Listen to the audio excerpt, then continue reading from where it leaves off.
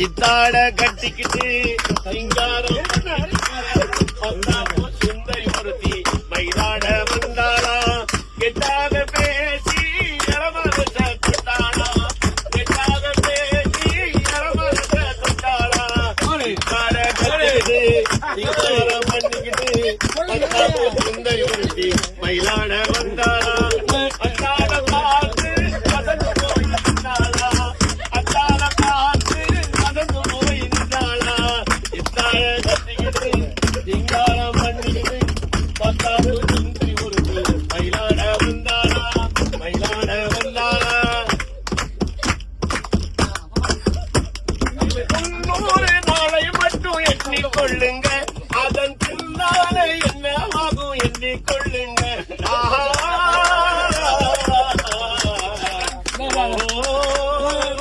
மாட்டிக்க